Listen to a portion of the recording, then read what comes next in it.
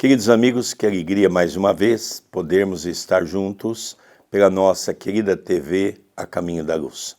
O programa Estudando as Obras de André Luiz, o livro Evolução em Dois Mundos. Uma obra fantástica que o nosso querido André Luiz vem nos relembrar os 6 períodos que está na Bíblia Sagrada da criação divina, tendo sobre a coordenação de nosso co-criador, nosso Senhor Jesus Cristo.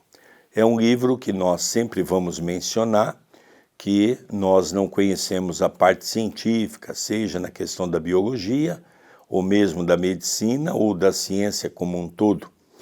O Dr. Adroaldo pediu para nós extrairmos desse livro tudo aquilo que está em O Livro dos Espíritos. Esse livro é dividido em 2 partes, não é? Então uma parte é uma parte científica, a outra é uma parte filosófica que dá perfeitamente para entendermos porque já temos esse material desde 18 de abril de 1857. Tudo bem com você, André Luiz? Tudo bem, querido Sérgio, que alegria, mais um dia podemos estudar o livro Evolução em Dois Mundos, com amigos queridos do Brasil, de Portugal, dos Estados Unidos, da Inglaterra, de muitos outros lugares, acompanhando o nosso estudo semanal. Que bom estarmos juntos em mais uma oportunidade. Hoje nós vamos estudar evolução e hereditariedade. Vamos ver o sentido, hereditariedade, o que diz a ciência. Hereditariedade, que recebe ou se transmite por herança, que vem dos pais, que vem dos antepassados. Então nós vamos ver que nós vivemos num planeta onde nós doamos parte da nossa constituição para os nossos filhos, né? Isso é hereditariedade. Passamos seja para os filhos, para os netos, para os tetaranetos. E nós vamos ver que há uma evolução também em tudo isso, dos quais André Luiz vem explicar para todos nós. Inicia a leitura do capítulo 7º, Evolução e Hereditariedade. Princípio inteligente e hereditariedade. Reportando-nos à lei da hereditariedade, é imperioso, de certo modo, recordar a geometria para simplificar-lhe os conceitos. Considerando a geometria por ciência que estuda as propriedades do espaço limitado, vamos encontrar a hereditariedade como lei que define a vida, circunscrita à forma em que se externa. Só a inteligência consegue traçar linhas inteligentes. Em razão disso, e atendendo-se aos objetivos finalistas do universo, não será possível esquecer o plano divino, quando se trate de qualquer imersão mais profunda na genética, ainda mesmo que isso repugne aos cultores da ciência materialista. Como se estruturaram os cromatídeos nos cromossomas?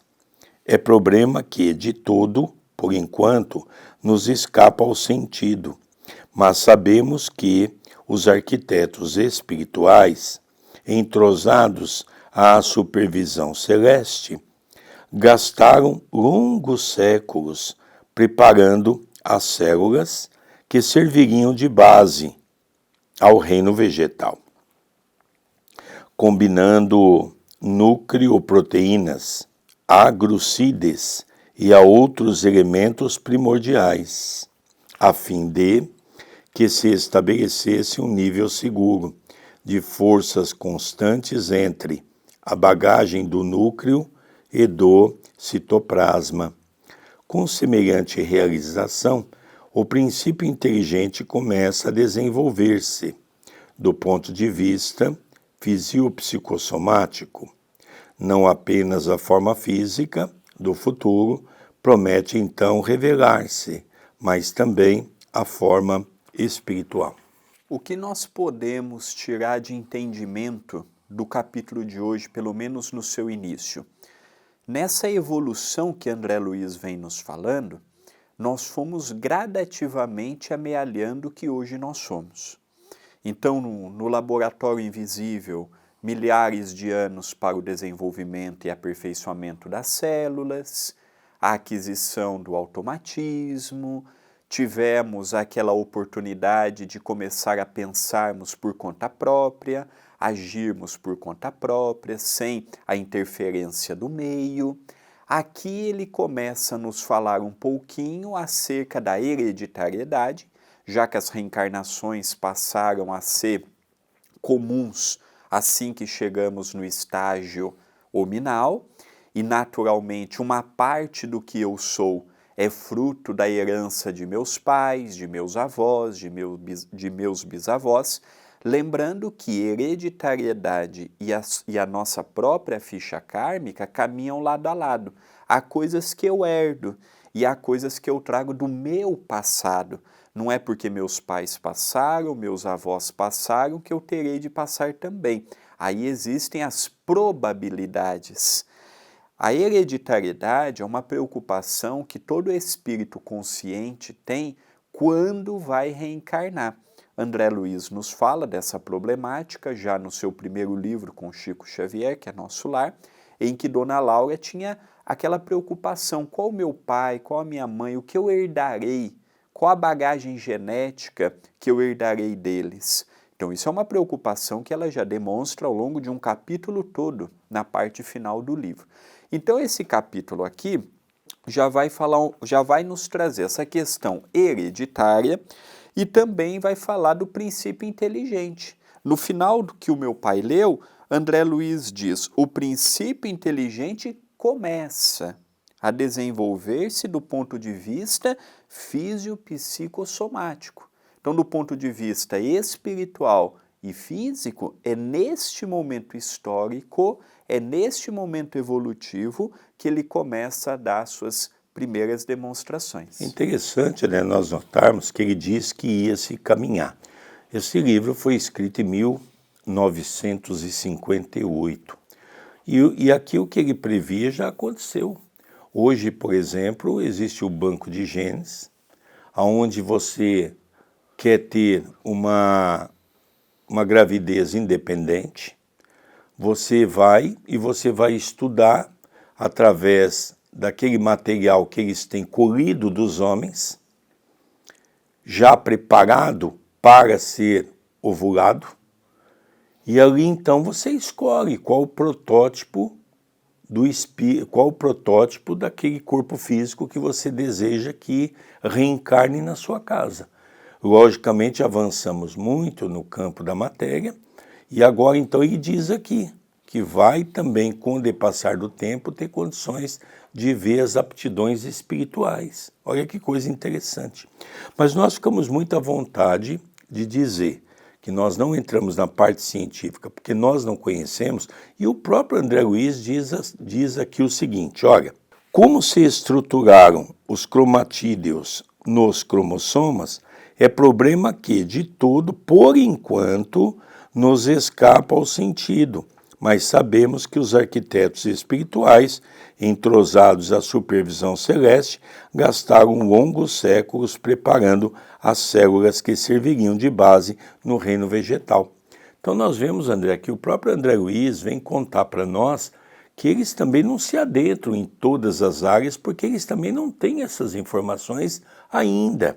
Está no campo da teoria, ou seja, voltamos a repetir que uma teoria ainda não é algo comprovado. Quando uma teoria passa a ser comprovada, ela já tem então a sua chamada comprovação científica. E lembrando também que o que André Luiz nos disse até hoje nas suas obras, muitas coisas já foram comprovadas, outras ainda não. Não tivemos nenhuma que a ciência disse: olha, está errado, e provou que estava errado. Mas também não podemos olhar com aquele olhar de que, não, esse livro, como todos dele, precisa passar pelo estudo, pela crítica construtiva. E como Allan Kardec disse, Se algum ponto da minha obra estiver contrária a uma comprovação da ciência, risque aquele parágrafo e fique com a ciência. Mesma coisa, André Luiz. Aqui nós temos um campo farto para meditação e comprovação. Se o primeiro item foi princípio inteligente e hereditariedade, agora André Luiz vai estudar fatores da hereditariedade. Na intimidade dos corpúsculos simples que evoluiriam para a feição de máquinas microscópicas, formadas de protoplasma e paraplasma, fixam-se vagarosamente sob influenciação magnética. Os fragmentos de cromatina, organizando-se os cromossomas em que seriam condensadas as fórmulas vitais da reprodução. Processos múltiplos de divisão passam a ser experimentados. A divisão direta ou a mitose é largamente usada para, em seguida, surgir a mitose ou divisão indireta, em que as alterações naturais da mônada celeste se refletem ao núcleo, prenunciando sempre maiores transformações. Lentamente, os cromossomas adquirem a sua apresentação peculiar, em forma de ponto, alça, bastonete, bengala. É a evolução que lhe diz respeito na cariocinese. Desde a profase à relofase, merece a melhor atenção dos construtores divinos, que por meio do centro celular mantém a junção das forças físicas e espirituais, ponto esse em que se verifica um impulso mental de natureza eletromagnética, pelo qual se opera o movimento dos cromossomas na direção do equador para os polos da célula, cunhando as leis da hereditariedade e da afinidade que se vão exercer, dispondo nos cromatídeos em forma de granulações perfeitamente identificáveis entre o leptotênio e o paquitênio, os genes ou fatores da hereditariedade que, no transcurso dos séculos, são fixados em número e valores diferentes para cada espécie. Então, olha o que André Luiz nos diz no início do parágrafo lido. Na intimidade dos corpúsculos simples que evoluiriam para a feição de máquinas microscópicas formadas de protoplasma e paraplasma. Então, nós fomos pesquisar um pouco, porque o entendimento dessas duas variantes contidos na própria célula colaboram para que hoje possamos ter uma maior e mais fácil transmissão hereditária. Então, o protoplasma, nome antigo, não muito utilizado, para citosol, é uma parte da célula, é um sistema físico-químico de natureza coloidal e pode passar facilmente do estado sólido ao líquido. E também fomos pesquisar o que significa o paraplasma, que André Luiz menciona, substantivo masculino, cada uma das inclusões transitórias na célula. Estimologia, origem da palavra, para mais o plasma. Então aqui nós vamos ver que o princípio que hoje André Luiz começa a nos apresentar lá no reino vegetal. A hereditariedade teve o seu berço no reino vegetal, com o aperfeiçoamento da mônada, com o aperfeiçoamento das algas verdes, com o desenvolvimento e a aquisição de novas propriedades por parte das células, nós ainda não saímos, propriamente dito, do reino vegetal. Dentro do reino vegetal começa a nascer a lei da hereditariedade e da afinidade, que passaria para o reino animal e culminaria no reino hominal. Então, o que hoje nós vemos, essa transmissão genética herdada dos nossos pais, avós, dos nossos bisavós, também se verifica nos reinos inferiores. Exceto o mineral, os 3 reinos orgânicos que nós temos, portanto, o vegetal, o animal, o hominal, passam por este processo. André, a lei da hereditariedade de hoje é a mesma que se verificou nesse período de milênios atrás? Evidentemente que não. Tudo se transforma, tudo evolui, tudo progride. O entendimento é o mesmo. Eu herdei parte genética dos meus antepassados. É um fato. Mas a forma que se transmitia no ontem é diferente da forma que se transmite no hoje. Dando continuidade, nós vamos ver agora o arquivo dos reflexos condicionados. Através dos estágios nascimento, experiência, morte, experiência, renascimento. Nos planos físico e extrafísico, as crisálidas de consciência, dentro do princípio de repetição, respiram sob o sol como seres autótrofos no reino vegetal, onde as células, nas espécies variadas em que se aglutinam, se reproduzem de modo absolutamente semelhante.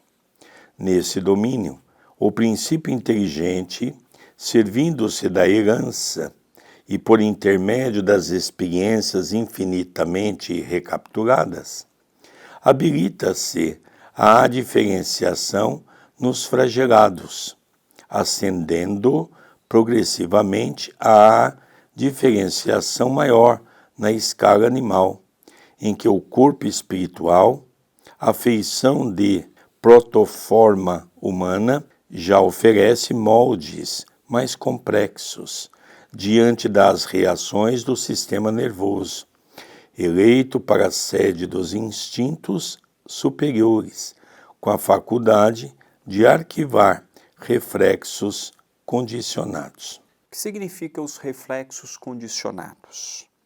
São aqueles que os animais adquirem durante suas vidas, sendo um tipo de aprendizado que o sistema nervoso é capaz, tendo origem no córtex cerebral, o distribuidor primário e organizador de todas as atividades do organismo. Então, arquivo. Arquivo é aquele ambiente em que guardamos algo. Então, o arquivo desses movimentos condicionados.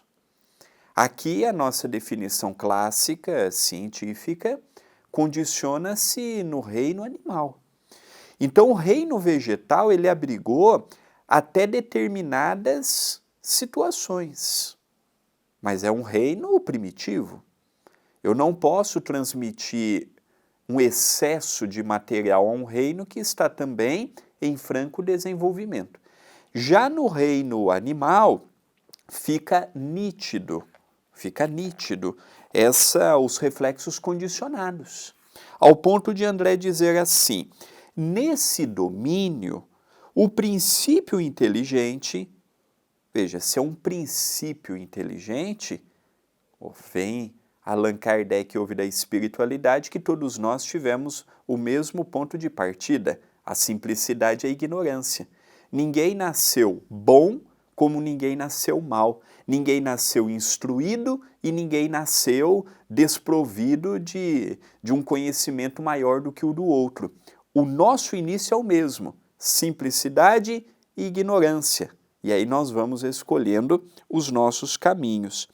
E por intermédio das experiências infinitamente recapituladas, a vida até esse estágio que nós estamos vendo hoje com a leitura de meu pai, é uma vida que não tem avanço, ela reencarna e desencarna, para ter uma mínima evolução. Se nós pegarmos esses últimos séculos, do ponto de vista moral, nós vamos ver que a evolução ela é muito imperceptível ainda. Assim foi, durante milênios, esse avanço dentro do campo vegetal, dentro do campo animal e dentro do campo hominal. Então esse arquivo que é a sede onde fica armazenado, e aí vem a definição falando do córtex cerebral, vem falando do sistema nervoso central, aí já aliando a parte física com este reflexo que já vai sendo automático, então nós já vamos vendo uma expansão, um passo maior. Parece uma coisa assim tão simples? Não, vista hoje sim, mas para as espécies daquela altura foi um avanço e uma conquista valiosíssima. Já que nós temos essa parte da hereditariedade, André Luiz agora entra na construção do destino. Diz ele, sofrem as células transformações profundas, porque o elemento espiritual deve agora viver como ser alótrofo, somente conseguindo manter-se com o produto de materiais orgânicas já elaboradas. Com a passagem do tempo e sob a inspiração dos arquitetos espirituais, que lhe orientam a evolução da forma, avança na rota do progresso, plasmando implementos novos no veículo de expressão. Entre a esfera terrena e a esfera espiritual, adquire os orgânulos particulares com que passa a atender variadas funções entre os protozoários, como sejam os vacuolos pulsáteis, para a sustentação do equilíbrio osmótico e os vacuolos digestivos para o equilíbrio da nutrição. Nos metazoários, conquista um carro fisiológico, estruturado em aparelhos e sistemas constituídos de órgãos, que a seu turno são formados de tecidos, compostos por células em complicado regime de diferenciação e, passando por longas e porfiadas metamorfoses, atinge o reino hominal, em que os gametas se erigem, especializados e seguros, no aparelho de reprodução, com elementos e recursos característicos para o homem e para a mulher, no imo do centro genésico entre os aparelhos de metabolismo e os sistemas de relação. No ato da fecundação, reúnem-se os pronúcleos masculino e feminino, mesclando as unidades cromossômicas paternas e maternas, a fim de que o organismo, obedecendo à repetição na lei da hereditariedade, se desenvolva dentro dos caracteres genéticos de que descende. Mas agora, no reino humano, o espírito entregue ao comando da própria vontade determina com a simples presença ou influência no campo materno os mais complexos fenômenos endomitóticos no interior do ovo, edificando as bases de seu próprio destino no estágio da existência, cujo início o berço assinala. Então, construção do destino. Desmistificando aquela ideia de que nós temos um destino já traçado. Nós temos sim, quando encarnamos, alguns fatos que hão de acontecer na nossa vida, pela lei da expiação, da provação, lei de causa e efeito, e há outras tantas variáveis que dependem dos caminhos que nós vamos tomando no nosso próprio dia a dia. Tanto é que é uma palavra que, se procurarmos na obra kardeciana, Kardec usou pouquíssimas vezes, exatamente para não dar aquela ideia de que já temos um destino traçado, e já que eu tenho um destino traçado, eu não preciso me esforçar, eu não preciso correr atrás, eu não preciso ter a vigilância, porque já está tudo traçado. Não, esse destino, como classicamente é visto pela maioria das pessoas, não corresponde com a forma com que nós, os espíritas, a vemos. No caso aqui, ele está dizendo que o início dessa marca do nosso destino numa existência é quando nós encarnamos. Mas até chegarmos na fase da encarnação, ele fala por várias vezes, por vários capítulos, o início que meu pai leu agora há pouco para nós, quando ele fala assim: sofrem as células transformações profundas, porque o elemento espiritual deve agora viver como ser alótrofo, somente conseguindo manter-se com o produto de matérias orgânicas já elaboradas. O que ele está nos dizendo aqui? Ele fala que as células estão em transformação, ele fala que levou-se períodos imensos de tempo para que pudesse haver uma pequena evolução. Ele fala que nos laboratórios invisíveis trabalhou-se e trabalha até hoje para conquista de novos entendimentos acerca da própria evolução. Quando ele fala essas coisas para nós passamos a entender que estamos num mundo em que está em construção. O que isso significa? Que o que nós temos hoje não será o mesmo que teremos daqui a 1000 anos. Logo, o que temos hoje já é um aperfeiçoamento natural do que tivemos há 100 anos atrás, há 1000 anos atrás.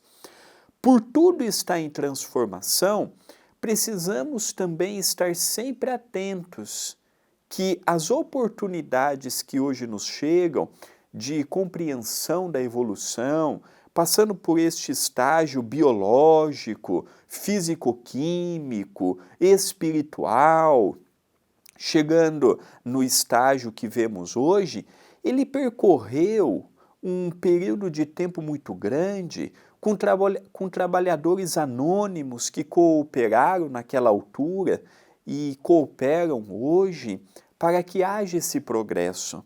Às vezes nós reencarnamos e nós não temos ideia do trabalho que se faz na elaboração de uma encarnação. Seja ela uma encarnação compulsória, em que o candidato ao retorno ao plano físico não tem a oportunidade de um grande projeto, já que não fez assim por merecer, seja a reencarnação programada, seja a reencarnação missionária, são reencarnações que demandam planejamento por parte do alto. Mesmo a reencarnação compulsória é olhado com atenção o espírito. Vemos que na criação divina não há espaço nem margem para a correria, automatismo. Nós vamos correr aqui contra o tempo e vamos fazer de qualquer forma, se não sair bem feito não tem problema, a gente vai e melhora. Não.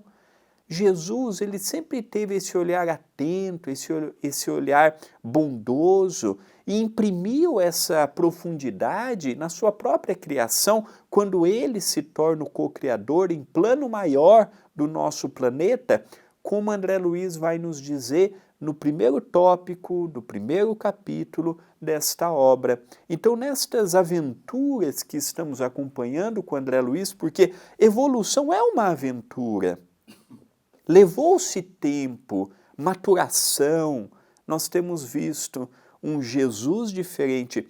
Quando eu comecei o estudo mais profundo dessa obra, eu tinha uma visão de Jesus.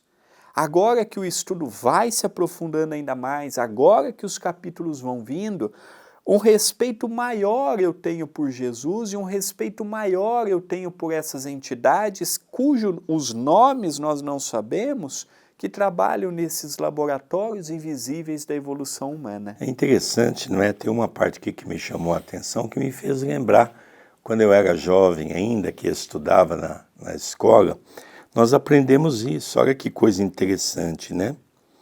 Então está falando aqui da reprodução e dizem que os gametas se erigem especializados e seguros no aparelho de reprodução, com elementos e recursos característicos para o homem e para a mulher, no imo do centro genésico, entre os aparelhos de metabolismo e o sistema de relação. Por mais que o homem queira mudar o mundo, nós não conseguimos mudar as leis criadas por Deus, que o professor Allan Kardec define essas leis como leis imutáveis. Voltamos a repetir aqui o que um dia nós já falamos nesse mesmo programa.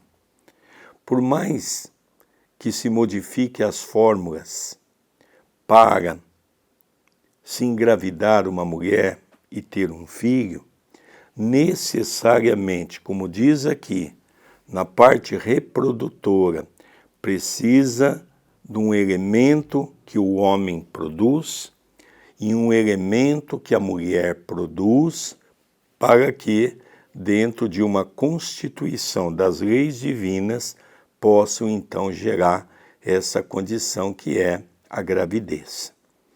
Então, por mais que nós temos aí métodos bastante avançados de gene, por exemplo, que é contratado de grandes laboratórios, inclusive podendo comprar fora do país, de qualquer maneira, o que se compra é uma participação de que algum homem forneceu. Então nós estamos vendo aqui que é muito interessante nós notarmos isso, mesmo porque a reencarnação é uma condição natural da vida, é uma condição natural para que nós possamos continuar o nosso progresso nesse planeta. Agora nós vamos ver um pouquinho a hereditariedade e afinidade, diz André Luiz. Nas épocas remotas, os semeadores divinos guiavam a elaboração das formas, traçando diretrizes ao mundo celular. Em favor do princípio inteligente, então conduzido ante a sociedade espiritual como a criança irresponsável ante a sociedade humana, todavia, à medida que se lhe alteia o conhecimento, passa a responsabilizar-se por si mesmo, pavimentando o caminho que o investirá na posse da herança celestial no regaço da consciência cósmica. Com alicerces na hereditariedade, toma forma física e se desvencilha dela para retomá-la em nova reencarnação capaz de elevar-lhe o nível cultural ou moral, quando não seja para refazer tarefas que deixou viciadas ou esquecidas na retaguarda. Contudo, ligado inevitavelmente aos princípios de sequência e compelido a renascer na Terra ou a viver além da morte, com raras exceções, entre os seus próprios semelhantes, porquanto hereditariedade e afinidade no plano físico e no plano extrafísico, respectivamente, são leis inelutáveis, sob as quais a alma se diferencia para a esfera superior, por sua própria escolha, aprendendo com larga soma de esforço a reger-se pelo bem invariável, que, lhe assegurando o equilíbrio, também lhe confere poder sobre os fatores circunstanciais do próprio ambiente, a fim de criar valores mais nobres para os seus impulsos de perfeição. Então aqui André Luiz começa a falar da íntima ligação entre hereditariedade e afinidade. Dois fatores podem ligar um espírito a um lar. A questão reencarnatória, eu tenho um compromisso com aquele pai, com aquela mãe, com aquela família, um compromisso, podendo ser ele positivo ou negativo, um compromisso de amizade, um compromisso de recomposição, ou também podemos ver sob o aspecto, eu tenho a necessidade de reencarnar. E eu tenho afinidades com aquele que pode ser o candidato a ser meu pai e minha mãe, meus irmãos. Eu tenho afinidade, positiva ou negativa. Eu tenho afinidade de fazer o bem, eu tenho afinidade de fazer a caridade, eu tenho afinidade de fazer coisas boas para o próximo, como também reencarnam espíritos afins para o mal. São alcoólatras, são drogaditas, promíscuos sexuais, são levianos. Então, quando nós falamos de hereditariedade e afinidade, André Luiz, de modo sutil, ele procura nos dizer que uma caminha ao lado da outra. Lembrando sempre que não é porque eu reencarnei num lar, sendo que meus pais têm determinados problemas de saúde, que eu também os terei. Lembrando que posso reencarnar na mesma família, mas se eu sou um espírito diferente do meu pai, da minha mãe, da minha irmã. Então, não necessariamente eu terei que passar pelas mesmas provas e expiações que eles passam. Então, essa questão da afinidade, ela é uma questão que aqui começa a tomar cores. Tanto é que tem pessoas que têm afinidade é algo que não se compra, é algo que se possui. Então, tem pessoas que têm afinidades, às vezes, com pessoas de fora do que dentro da própria casa. Nossa, eu tenho um amigo que eu tenho uma afinidade maior do que com a minha irmã, por exemplo. Então, essas afinidades que mostram a reencarnação, os reencontros, ninguém cria uma afinidade ou uma antipatia de um dia para o outro. Ah, conversei 30 minutos com a pessoa, nossa, que pessoa maravilhosa, encantadora, eu sinto amores por ela. Não existe. Como ninguém olha para uma pessoa pela primeira vez e já detesta simplesmente porque viu um ato que a pessoa não poderia ter visto. Segundo a visão espírita e estudado amplamente por Allan Kardec, são reencontros e construções que foram feitos no antanho. É interessante, eu gostaria só de chamar a atenção dos nossos caros amigos da TV A Caminho da Luz, que só nessa leitura desse capítulo, por 2 vezes, nós vamos falar um pouquinho daqueles espíritos que são os coordenadores dessa transformação na Terra, que são aqueles espíritos que trabalham no gabinete de Jesus, os engenheiros siderais, como aqui eles mencionam. Então nós percebemos a importância desse trabalho.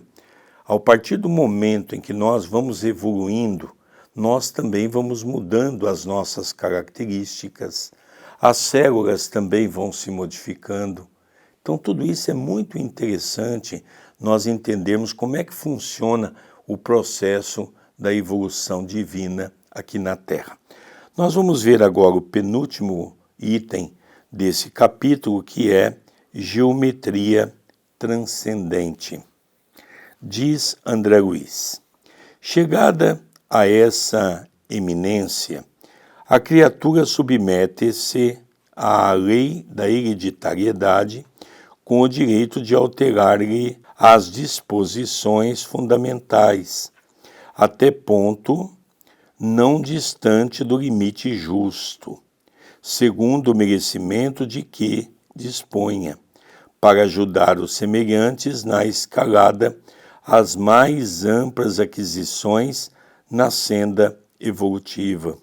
Recolhe, assim, concurso precioso dos organizadores do progresso, na mitose do ovo que lhe facultará novo corpo no mundo, uma vez que toda permuta de cromossomas no vaso uterino está invariavelmente presidida por agentes magnéticos ordinários ou extraordinários, conforme o tipo da existência que se faz ou refaz, com as chaves da hereditariedade atendendo aos seus fins.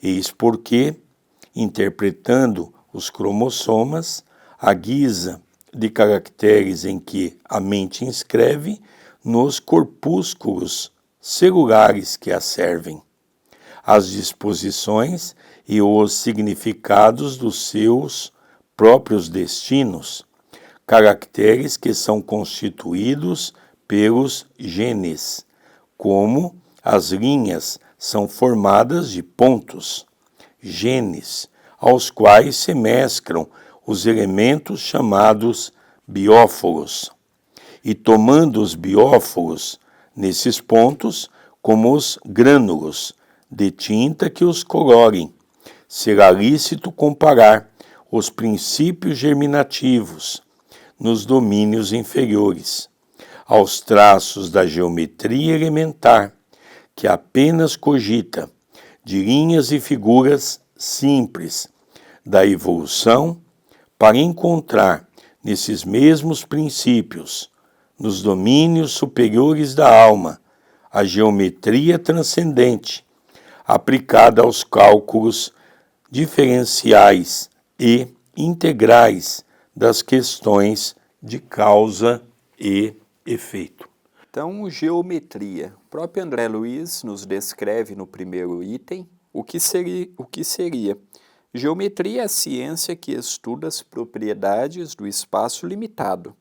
Vamos encontrar a hereditariedade como lei que define a vida, circunscrita à forma em que se externa.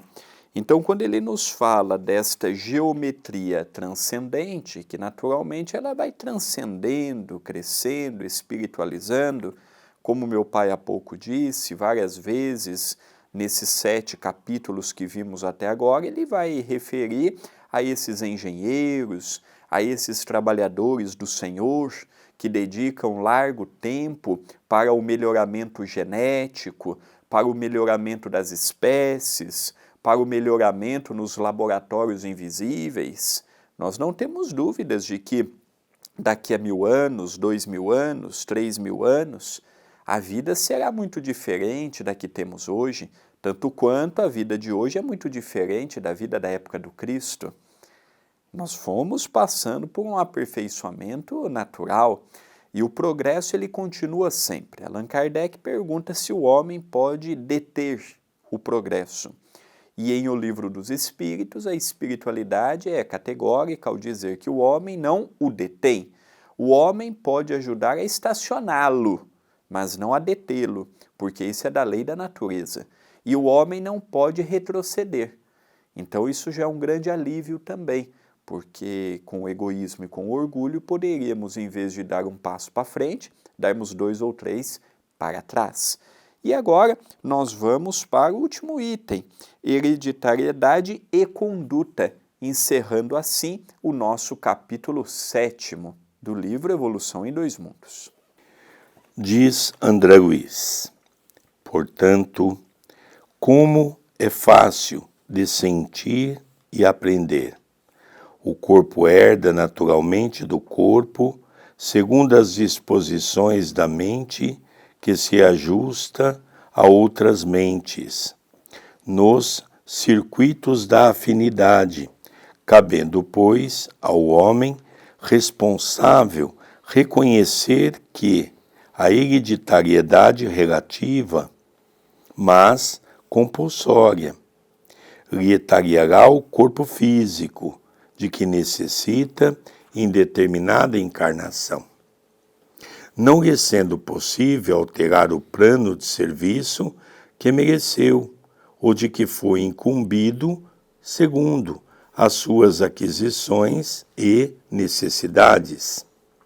Mas pode, pela própria conduta feliz ou infeliz, acentuar ou estabelecer a coloração dos programas que lhe indicam a rota, por meio dos bióforos ou unidades de força psicossomática que atua no citoplasma, projetando sobre as células e, consequentemente, sobre o corpo, os estados da mente, que estará enobrecendo ou agravando a própria situação, de acordo com a sua escolha do bem ou do mal.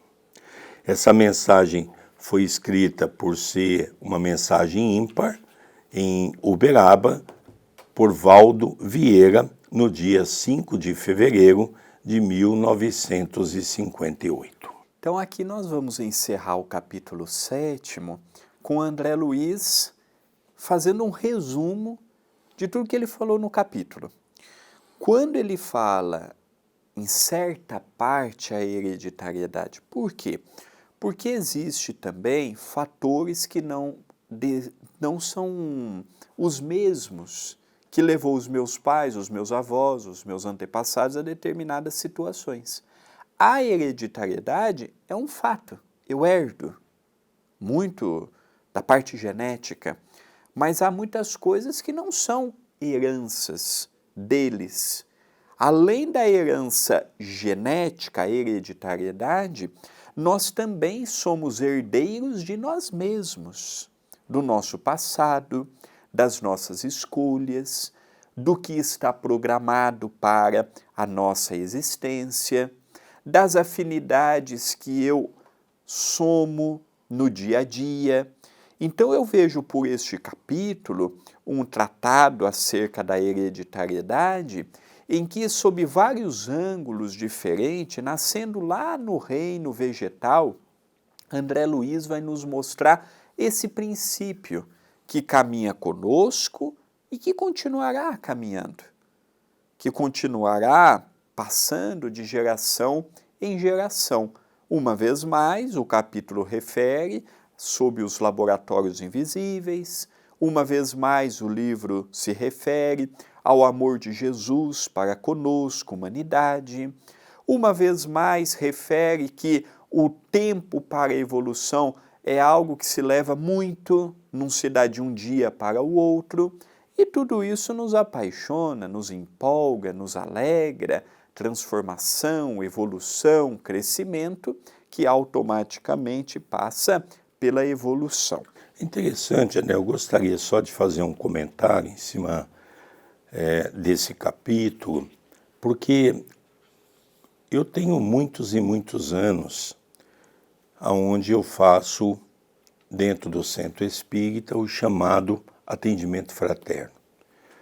É comum ver uma mãe, por exemplo, com um filho que tem alguma sequela mental, seja ela qual for, algum síndrome, e a mãe ou um pai sempre pergunta: onde é que eu errei?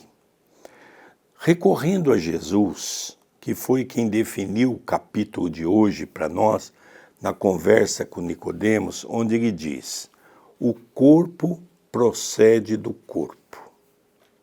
E Jesus falava isso com muita propriedade, porque Jesus é o co-criador desse planeta, como nós estamos vendo ao longo desses capítulos desse livro.